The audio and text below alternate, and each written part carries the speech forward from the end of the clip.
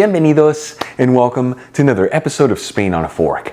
Today we're coming in with another recipe that's perfect for any time of the year, as you can serve it chilled on a hot summer's day or even warm on a cold winter's night. We're talking a creamy Spanish pea soup. This is known in Spain as una crema de guisantes. And let me tell you, this soup has layer upon layer of so many simple yet delicious flavors. It's made with heart-healthy ingredients, and the best part, it's all done in a little over 30 minutes. Folks, serve this creamy soup next to a couple slices of baguette drizzled with olive oil, and of course a bottle of Spanish red wine, more specifically from the region of Guisantes. You're gonna have yourself one heck of a fabulous meal. All right, let's just dive right into this. I'm gonna heat a large fry pan with a medium heat and add in a generous 2 tablespoons of extra virgin olive oil, which is 35 milliliters. While the oil is heating, I'm gonna roughly chop 1 medium-sized onion, roughly chop 4 cloves of garlic, thinly slice 1 leek that's been cleaned, and roughly chop 1 small carrot that's been peeled. And it's okay if the vegetables are not perfectly cut, as we're going to puree them later on in the recipe. Then we'll add the chopped vegetables into the hot fry pan, and we'll mix them around, that way they're all coated in the olive oil. And since we cut the vegetables into larger chunks, you don't have to mix them around continuously, but do get under every 1 to 2 minutes, that way everything evenly sautés. While the vegetables are cooking, I'm going to cut 1 medium-sized potato that's been peeled, washed, and patted dry into small bite-sized pieces. The secret here, the smaller you chop that potato, the faster it's going to cook, and the quicker the soup will come together. After cooking the vegetables for about 6 to 7 minutes, and they're lightly sauteed, we'll add in the chopped potatoes. We'll also add in half a teaspoon of sweet smoked Spanish paprika, which is 1.25 grams, half a teaspoon of dried thyme, which is half a gram, and season generously with sea salt and freshly cracked black pepper. And we'll give it a mix until it's well mixed together. As always, the Spanish paprika I'm using is from Kiva, link where you can get some in the description box below, and if you buy it from that link, you also get 25% off your order.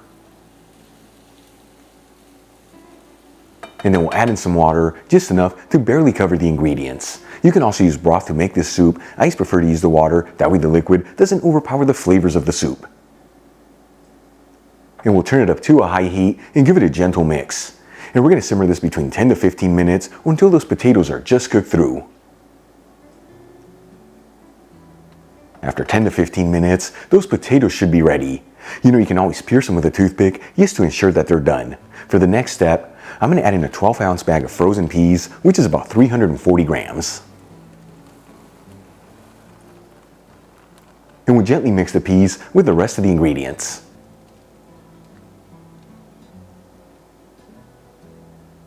And then we'll place a lid on the pan and lower the fire to a low-medium heat, and we're going to simmer this between 5 to 7 minutes. This is enough time for those peas to warm up and to become nice and tender. Once the peas are just tender, once again between 5 to 7 minutes, we'll take off the lid and remove the pan from the heat, and we're going to let it sit at room temperature just for a few minutes, that way the ingredients can slightly cool. Once the vegetables are cool enough to handle, they've been sitting here for about 5 minutes, we'll transfer everything into a tall plastic cylinder. To puree the vegetables, I'm using a hand blender, but you can also use a food processor, stand-up blender, or even a NutriBullet. And we'll blend the ingredients until we end up with a smooth puree.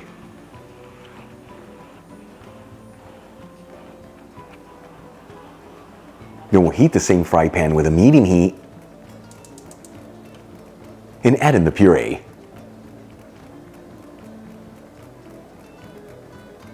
And then we'll slowly whisk in between half a cup to 1 cup of water, which is 120 to 240 milliliters, until we end up with a beautiful creamy soup.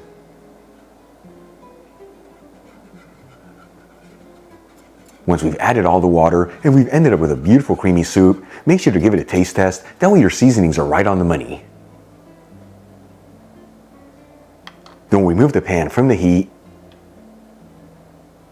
transfer some of the soup into a shallow bowl, top it off with a dollop of Greek yogurt. You can easily veganize this recipe by using a plant-based yogurt. And we'll garnish with some peas that I reserved from the pan. Check it out, Crema de Guisantes, creamy Spanish pea soup, beautiful presentation, super easy to make, and all done in about 30 minutes. Let's give it a try and see how it turned out.